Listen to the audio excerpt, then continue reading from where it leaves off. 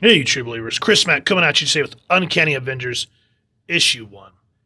And when I went back and was thinking about reviewing this book, I had to ask myself, I'm like, was this book any good? Like, was it actually good, or am I just having the member berries through rose tinted glasses? This book is still awesome! And I'm happy to report that because, yeah, I don't know. This was just like the perfect storm out of and during this time period, it was out of the pages of Uncanny X Force and the fallout of Avengers versus X Men, which to me, in my opinion, was probably one of the last few times that everything felt like a good read and didn't feel, I don't know, just tedious like the new Krakoan stuff. Now, before we get into this book and what all this means, we got to go to the back of the book because they thought it'd be cute to put the credits at the back, which I understand why they did it, but it's still irritating. So this was Rick Remender writing, John Cassidy artist, Laura Martin color art, VC's Chris Ianopoulos doing the lettering, and there's everyone else working on the book, and of course the X-Men were created by Stan Lee and Jack Kirby. And I think that's the same with the Avengers. I don't know, I haven't had enough coffee yet, so we're not going to start getting into semantics. So this book opens up so damn brutal. And if y'all haven't read Uncanny X-Force, the first run by Craig Kyle and Christopher Yost was just as violent, but Rick Remender brought something to X-Force after that, and it follows over into this series where we just see this eye pulled open. And the dialogue just really hits with what this book is going to be about. It says, there is nothing surprising about mutants' behavior. With their ranks culled, they took extreme measures to rectify imminent extinction. Evolution is no whisper humming in the background. It is the true substance of every motive. It's natural to safeguard one line from environmental competition. So if you're wondering what that means, a while back they did an event called House of M, where Wanda warped reality, and she was having a lot of issues out of the death of the Avengers, of course, Vision in particular. And it warped reality to where mutants ruled the world and humans were kind of the subclass. Well, a few, like Wolverine, realized there was something wrong, so he got the team together to take down Wanda to bring back reality. And in doing so, something happens, I don't want to spoil it, but that's where the famous No More Mutants came from, which warps reality back. Half the mutant population's wiped out or depowered, and that's how we get M Day. And Beast, even brings his dark counterpart along to try to help him bring back the mutant population. And that's kind of what spun Utopia, etc., so forth. And it wasn't until Second Coming, was it? No. Oh, what was it called? Second Coming was the Messiah Complex. There it is. Thank you. Where they finally have the first mutant baby born in years and years and years and years and years. And of course, everyone wants that mutant baby dead, and that's how Hope gets sent to the future with Cable. And then during Second Coming, she comes back as a teen, and with her kicking off, it was kind of the restart of the mutant population and how the Phoenix Force looked at Hope, and then we get AVX. Boom, boom, boom. I mean, I know that's a lot of intake, and I'm thankful that I read a lot of that. But anyway, Scott goes to extreme measures to want to safeguard the mutants. And spoiler alert if you've not read any of these. So go pick up some of these books, check them out, come back. What happens is Scott lets hatred get to him, embraces the Phoenix Force, and kills Charles Xavier. That was a lot. Sorry, I'm kind of winded. I'm like, God, I can't believe that was a lot to read. But anyway, at this point, Wolverine is running the school. It becomes the Jean Grey School for Higher Learning. And I like how it says Chuck Xavier dedicated his life to a dream. A pretty simple thing. He wanted to live in a world where mutants and humans got along. A world where folks move past tribal instincts to fear and kill the different. Chuck wouldn't hear any other way of doing things. Peaceful cohabitation was the only option. And most important of all, now we made it our way to it, essentially through the violence that's happening and whatnot. I think is what Logan's getting at in that final part of the eulogy. And while that's happening, Alex visits his brother, because obviously Cyclops tried to kill the human race, and he's seen as a terrorist. And what I like here is the juxtaposition of what Charles Xavier stood for and what Cyclops has done. So we get the what do you call it? We get this voiceover of Wolverine where he goes, "I woke up today with a good mind to take a trip to a maximum security facility to kill the man who near erased it all. A man Chuck loved like a son, but that ain't how he wanted it. Revenge and anger went against the man's grain." And it's really hard to read. I don't want to give it all away, but what I like is that Wolverine basically walks off and says, Chuck died without ever seeing his dream come true. And there ain't no one doing that.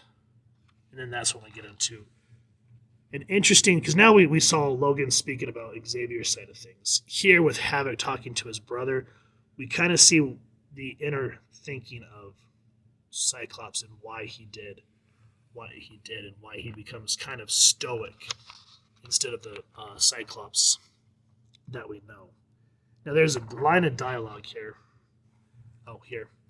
Where Havoc says, "Watching the Phoenix erode Jean Grey wasn't enough for an indication for you, brother. You had to march the X-Men out to double check. Why? In case you missed something the first time around?" I like how Scott doesn't, "Please forgive me, brother." He goes, "I didn't see your hand raised when we needed a leader." And I like how that just kind of picks at Alex, which is in terms of good storytelling, that's how we get the next plot beat where Captain America and Thor come to Alex and say, "We need to talk to you." Now, what I like here is how Remender must have read on, I think it was X Factor 72 when Peter David took over, when it was all new, all different X Factor. Anyway, Avalanche out of the blue, just random. And as you can see, I love the art team here. And one thing about John Cassie, I believe is the name, is I loved his work on Astonishing X-Men with Josh Whedon. So him coming back to Uncanny Avengers here and working with Remender, the art team just knocked it out of the park. Now, again, why I bring up that X Factor issue is if you remember when Val Cooper comes to Genosha to try to bring Alex in as the leader, he doesn't want to do it. He wants to stay and work on that facility for the mutates so that they can have somewhere to live. And Val essentially puts her life at risk for Alex to act out. He goes, "Why did you do that?" He goes, "Because I wanted to see that putting my life at risk that you would," what did she say exactly? She said something to the degree of if you do the right thing by instinct instead of by thinking about it. And that's kind of what happens here where Alex is thinking about it. He goes, "I'm definitely not Xavier and I'm not my brother. They're gone. You're not." Now, Cap's saying that you're the best candidate to fight for Xavier's dream because even though Logan's doing good work at the school, due to his checkered past, it would be hard for him to be the face of this new thing that Captain America wants to put together. And I think what really, other than the poke that Scott did at him earlier when he was visiting, Cap says, even though your brother said a lot of hurtful things, there is one thing that he said that informed my opinion. We were never there enough for you. And I want to rectify that now. And that's what he talks about, trying to make an Avengers team that's both mutant and human to work on that publicity for the mutants to show that what Cyclops did was not representative of the entire mutant race. Now, even though Havoc is reluctant to it, he sees that Avalanche is attacking, hurting people. Cap goes to fight him. He goes, "Avalanche, you murdering coward." And then just like with Val Cooper, Havoc jumps into the fight. And it shows what type of hero he is. He's that reluctant hero or leader. Once he's in the role, like what he was with X Factor, he's confident. And the only thing about Alex compared to Scott is Alex does overthink a little bit. But that's something that, every leader has to have a flaw, and that's Alex's. And then we get a moment with Rogue and the Scarlet Witch, and everyone hates Wanda at this point. Do you tell yourself that you were normal? Oh wait, let's back it up a little bit so you'll understand. So Wanda says, well, Cyclops, he was fighting to save the mutants that you erased. Save them from what? Why is it so important more mutants be born? But why look too close when it's much easier to blame me? So who's the Scarlet Witch then? All your life the X-Men have been hunted like dogs. You ignored it, hiding among the humans. Did you tell yourself that you were normal? That you were just like them? Well, you're not, Angel. You're a mutant. And all you've done is add to our suffering.